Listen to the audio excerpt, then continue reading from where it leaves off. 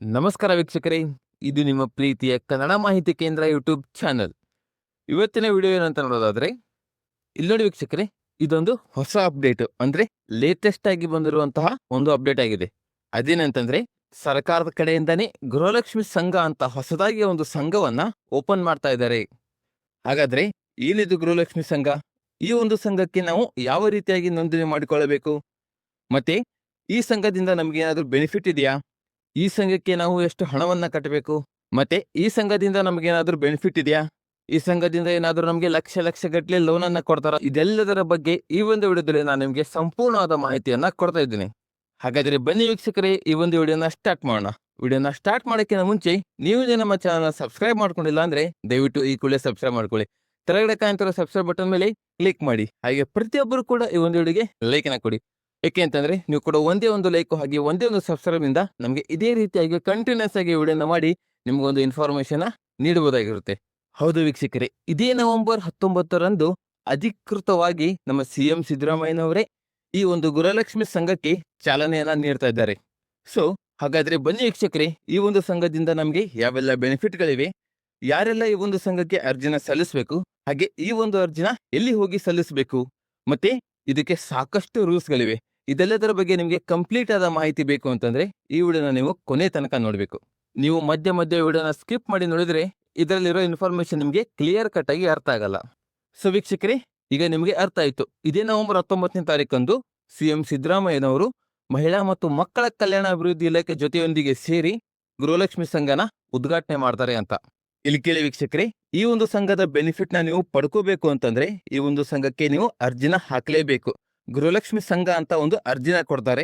ಆ ಒಂದು ಅರ್ಜಿನ ನೀವು ಹೇಗೆ ಹಾಕಬೇಕು ಅಂತ ಕೇಳೋದಾದ್ರೆ, ಆ ಒಂದು ಅರ್ಜಿನ ನೀವು ಮಹಿಳಾ ಮತ್ತು ಮಕ್ಕಳ ಕಲ್ಯಾಣ ಅಭಿವೃದ್ಧಿ ಇಲಾಖೆಗೆ ಸಲ್ಲಿಸಬೇಕಾಗುತ್ತೆ. ಹಾಗಂತ ನೀವೇ ಮಹಿಳಾ ಮತ್ತು ಮಕ್ಕಳ ಕಲ್ಯಾಣ ಅಭಿವೃದ್ಧಿ ಇಲಾಖೆನ ಹುಡುಕೊಂಡು ಹೋಗುವ ಅವಶ್ಯಕತೆ ಇಲ್ಲ. ಯಾಕೆ ಅಂತಂದ್ರೆ, ಈಗಾಗಲೇ ಮಹಿಳಾ ಮತ್ತು ಮಕ್ಕಳ ಕಲ್ಯಾಣ ಅಭಿವೃದ್ಧಿ ಇಲಾಖೆ ಅಧಿಕಾರಿಗಳು ನಿಮ್ಮ ಊರಿನಲ್ಲಿರುವ ಅಂಗನವಾಡಿ ಕಾರ್ಯಕರ್ತರು ಹಾಗೆ ಅಂಗನವಾಡಿ ಟೀಚರ್ಸ್ ಏನಿರ್ತಾರಲ್ಲ, ಅವರಿಗೆ ಇದರ ಬಗ್ಗೆ ಸಂಪೂರ್ಣ ಮಾಹಿತಿಯನ್ನು ನಾವು ಈಗಾಗಲೇ ತಿಳಿಸಿದ್ದೇವೆ ಅಂತ ಹೇಳ್ತಾ ಇದ್ದಾರೆ. ಈಗ ನೀವೇನ್ ಮಾಡಬೇಕು ಅಂತಂದ್ರೆ, ನಿಮ್ಮ ಸಮೀಪದಲ್ಲಿರುವ ಅಂಗನವಾಡಿ ಕೇಂದ್ರಕ್ಕೆ ಹೋಗಿ ಈ ಒಂದು ಗೃಹಲಕ್ಷ್ಮಿ ಸಂಘದ ಬಗ್ಗೆ ಇರುವ ಇನ್ಫಾರ್ಮೇಶನ್ ಕಂಪ್ಲೀಟ್ ಆಗಿ ಅವರಿಂದ ತಿಳ್ಕೊಂಡು, ಹಾಗೆ ಈಗಾಗಲೇ ಅರ್ಜಿ ಸಲ್ಲಿಸುವ ಪ್ರಕ್ರಿಯೆ ಸ್ಟಾರ್ಟ್ ಆಗಿದೆ. ನೀವೇನ್ ಮಾಡಬೇಕು ಅಂತಂದ್ರೆ, ನಿಮ್ಮ ಹತ್ತಿರದ ಅಂಗನವಾಡಿ ಕೇಂದ್ರಕ್ಕೆ ಹೋಗಿ ಈ ಒಂದು ಸಂಘದ ಬಗ್ಗೆ ಎಲ್ಲ ಇನ್ಫಾರ್ಮೇಶನ್ ಅವ್ರ ಹತ್ರ ತಿಳ್ಕೊಂಡು ನೀವು ಕೂಡ ಅರ್ಜಿನ ಸಲ್ಲಿಸಬಹುದಾಗಿದೆ.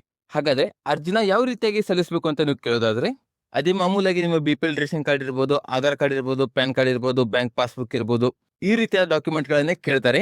ಜೊತೆಗೆ ಅವರು ನಿಮ್ಗೊಂದು ಅಪ್ಲಿಕೇಶನ್ ಫಾರ್ಮ್ ಅನ್ನ ಕೊಡ್ತಾರೆ. ಆ ಒಂದು ಅಪ್ಲಿಕೇಶನ್ ಫಾರ್ಮ್ ಜೊತೆಗೆ ನೀವು 2,000 ರೂಪಾಯಿ ಹಣವನ್ನ ಗೃಹಲಕ್ಷ್ಮಿ ಸಂಘಕ್ಕೆ ಕಟ್ಟಲೇಬೇಕು. ಅಂದ್ರೆ ಸ್ಟಾರ್ಟಿಂಗ್ ಅಲ್ಲಿ ಗೃಹಲಕ್ಷ್ಮಿ ಸಂಘಕ್ಕೆ 2,000 ರೂಪಾಯಿ ಹಣವನ್ನ ಕಟ್ಟಿ ನೀವು ನಿಮ್ಮ ಹೆಸರನ್ನ ನೋಂದಾಯಿಸ್ಕೊಳ್ಬೇಕಾಗುತ್ತೆ. ಈ ಒಂದು ಪ್ರೊಸೆಸ್ ಕಂಪ್ಲೀಟ್ ಆದ ನಂತರನೇ ನಿಮ್ಮ ಒಂದು ಅಕೌಂಟ್ ಓಪನ್ ಆಗೋದು ಗೃಹಲಕ್ಷ್ಮಿ ಸಂಘದಲ್ಲಿ. ಹಾಗಾದ್ರೆ ಈ ಒಂದು 7,000 ರೂಪಾಯಿ ಹಣವನ್ನು ನಾವು ಎಲ್ಲಿ ಹೋಗಿ ಕಟ್ಟಬೇಕು? ಮಹಿಳಾ ಮತ್ತು ಮಕ್ಕಳ ಕಲ್ಯಾಣ ಅಭಿವೃದ್ಧಿ ಇಲಾಖೆಗೆ ಹೋಗಿ ಕಟ್ಟಬೇಕಾ, ಅಥವಾ ಅಂಗನವಾಡಿ ಟೀಚರ್ಸ್ ಕೈಯಲ್ಲಿ ಕೊಡಬೇಕಾ ಅಂತ ನೀವು ಕೇಳೋದಾದ್ರೆ, ಸದ್ಯಕ್ಕೆ ಈಗ ನಮಗೆ ತಿಳಿಸಿರುವಂತಹ ಮಾಹಿತಿ ಪ್ರಕಾರ ನೀವು ಯಾರಿಗೂ ಕೂಡ ಹಣವನ್ನ ಕೊಡಬೇಕಾಗಿಲ್ಲ. ಮೊದಲು ಬ್ಯಾಂಕ್ ಅಕೌಂಟ್ ಅನ್ನು ಓಪನ್ ಮಾಡಿಸ್ಬೇಕು, ಆಯ್ತಾ? ಅಂದ್ರೆ ಈಗಾಗಲೇ ನೀವೇನಾದ್ರೂ ಅಕೌಂಟ್ ನ ಹೊಂದಿದ್ರೆ ಆ ಒಂದು ಅಕೌಂಟ್ಗೆ ನಿಮಗೆ ಗೃಹಲಕ್ಷ್ಮಿ ಯೋಜನೆ ಹಣ 2,000 ರೂಪಾಯಿ ಬರ್ತಾ ಇದ್ರೆ, ಅದು ಯಾವ್ದಾದ್ರು ಬ್ಯಾಂಕ್ ಆಗಿರ್ಬೋದು ಅಥವಾ ಪೋಸ್ಟ್ ಆಫೀಸ್ ನಲ್ಲಿ ಹಣ ಬರ್ತಾ ಇರಬಹುದು, ಆ ಒಂದು ಅಕೌಂಟ್ ನಡೆಯೋದಿಲ್ಲ. ನೀವೇನಾದ್ರೂ ಈ ಗೃಹಲಕ್ಷ್ಮಿ ಸಂಘಕ್ಕೆ ರಿಜಿಸ್ಟ್ರೇಷನ್ ಆಗ್ಬೇಕು ಅಂತಂದ್ರೆ ಹೊಸದಾಗಿ ಇನ್ನೊಂದು ಅಕೌಂಟ್ ನ ಓಪನ್ ಮಾಡಿಸ್ಬೇಕು. ಅದು ಕೂಡ ಕೆನರಾ ಬ್ಯಾಂಕ್ ಅಲ್ಲೇ ಮಾಡಿಸ್ಬೇಕು. ಬೇರೆ ಯಾವ ಬ್ಯಾಂಕ್ ಅಲ್ಲಿ ಅಕೌಂಟ್ ಓಪನ್ ಮಾಡಿಸಿದ್ರು ಕೂಡ ಅದು ನಡೆಯೋದಿಲ್ಲ. ಮೇ ಬಿ ಆ ಒಂದು ಹೊಸ ಕೆನರಾ ಬ್ಯಾಂಕ್ ಅಕೌಂಟ್ ಇಂದ ಗೃಹಲಕ್ಷ್ಮಿ ಸಂಘಕ್ಕೆ 2,000 ರೂಪಾಯಿ ಹಣನ ಕಟ್ಟಬೇಕು ಅಂತ ಹೇಳುತ್ತೆ ಅನ್ಸುತ್ತೆ ಸರ್ಕಾರ. ಇದ್ರ ಬಗ್ಗೆ ಇನ್ನ ಕ್ಲಿಯರ್ ಆದ ಮಾಹಿತಿನ ಕೊಟ್ಟಿಲ್ಲ ಸರ್ಕಾರದವರು. ಮೇ ಬಿ ನವೆಂಬರ್ 19ನೇ ತಾರೀಕಂದು ಈ ಒಂದು ಸಂಘನ ಇನ್ನು ಉದ್ಘಾಟನೆ ಮಾಡ್ತಾರಲ್ಲ, ಆ ದಿನದಂದು ಇದರ ಬಗ್ಗೆ ಸಂಪೂರ್ಣವಾದ ಮಾಹಿತಿನ ನಾವು ಕೊಡ್ತೀವಿ ನಮ್ಮ ಎಲ್ಲ ಮಹಿಳೆಯರಿಗೆ ಅಂತ ಸರ್ಕಾರದವರು ತಿಳಿಸಿದ್ದಾರೆ. ಸೊ ವೀಕ್ಷಕರೇ, ಯಾರಿಗೆಲ್ಲ ಈ ಒಂದು ಗೃಹಲಕ್ಷ್ಮಿ ಸಂಘಕ್ಕೆ ರಿಜಿಸ್ಟ್ರೇಷನ್ ಮಾಡಿಕೊಳ್ಳುವ ಆಸೆ ಇದೆಯೋ ಎಲ್ಲರೂ ಕೂಡ ಈ ಒಂದು ಡಾಕ್ಯುಮೆಂಟ್ಸ್ ಗಳ ಜೊತೆಗೆ ಮತ್ತು ಮಾಹಿತಿ ಜೊತೆಗೆ ರೆಡಿ ಇರಿ. ಮತ್ತೆ ಈ ಒಂದು ಸಂಘದಿಂದ ನಿಮಗೆ ಯಾವೆಲ್ಲ ಬೆನಿಫಿಟ್ ಗಳಾಗ್ತವೆ ಅಂತ ನಿಮಗೆ ತಿಳಿಸೋದಾದ್ರೆ, ಈ ಒಂದು ಸಂಘದಿಂದ ಎಲ್ಲಾ ಮಹಿಳೆಯರಿಗೂ ಕೂಡ 25,000ದಿಂದ 2,00,000ವರೆಗೂ ಕೂಡ ಸಾಲವನ್ನ ಕೊಡ್ತಾರೆ, ಲೋನ್ ಅನ್ನ ಕೊಡ್ತಾರೆ. ನೀವೆಲ್ಲ ಕೇಳಬಹುದು, ಯಾಕೆ ನಮ್ಗೆ ಲೋನ್ ಅನ್ನ ಕೊಡ್ತಾ ಇದ್ದಾರೆ ಸರ್ಕಾರದವರು ಅಂತ. ಯಾಕೆ ಅಂತಂದ್ರೆ, ನಮ್ಮೆಲ್ಲ ಮಹಿಳೆಯರನ್ನ ಸಬಲೀಕರಣಗೊಳಿಸೋದಕ್ಕೆ ಅಂತಂದ್ರೆ, ಮಹಿಳೆಯರು ಏನಾದರೂ ಒಂದು ಸ್ವಯಂ ಉದ್ಯೋಗ ಸ್ಟಾರ್ಟ್ ಮಾಡಿ ಅವರ ಕಾಲ್ ಮೇಲೆ ಅವರು ನಿಲ್ಲೋದಕ್ಕೆ ಅಂತ 25,000ದಿಂದ 2,00,000ವರೆಗೂ ಕೂಡ ಲೋನ್ ಅನ್ನ ಕೊಡ್ತಾ ಇದ್ದಾರೆ ಈ ಒಂದು ಗೃಹಲಕ್ಷ್ಮಿ ಸಂಘದಿಂದ. ಇಲ್ಲಿ ಸಾಕಷ್ಟು ಮಹಿಳೆಯರಿಗೆ ತಮ್ಮ ಒಂದು ಸ್ವಂತ ಉದ್ಯೋಗವನ್ನ ಸ್ಟಾರ್ಟ್ ಮಾಡ್ಬೇಕಂತ ಆಸೆ ಇರುತ್ತೆ. ಅದು ಬ್ಯೂಟಿ ಪಾರ್ಲರ್ ಆಗಿರ್ಬೋದು ಅಥವಾ ಒಂದು ಸಣ್ಣ ಬೇರೆ ಬೇರೆ ಏನಾದರೂ ವ್ಯಾಪಾರ ಆಗಿರ್ಬೋದು ಅಥವಾ ಜೆರಾಕ್ಸ್ ಮಷಿನ್ ಅಂಗಡಿ ಆಗಿರ್ಬೋದು, ಯಾವುದೋ ಈ ರೀತಿಯಾದ ಒಂದು ಸಣ್ಣ ಪುಟ್ಟ ಬಿಸ್ನೆಸ್ನ ಸ್ಟಾರ್ಟ್ ಮಾಡಬೇಕು ಅಂತ ಆಸೆ ಇರುತ್ತೆ. ಆದರೆ ಆ ಒಂದು ಬಿಸ್ನೆಸ್ನ ಸ್ಟಾರ್ಟ್ ಮಾಡೋಕ್ಕೆ 50,000ದಿಂದ 1,00,000 ಹಣನ ಯಾರು ಕೊಡ್ತಾರೆ? ಯಾರು ಕೊಡಲ್ಲ. ಇನ್ ಕೇಸ್ ಯಾರಾದರೂ ಸಾಲ ಕೊಟ್ಟರೂ ಕೂಡ ಅತಿ ಹೆಚ್ಚಿನ ಬಡ್ಡಿಯನ್ನು ಹಾಕಿ ಕೊಡ್ತಾರೆ.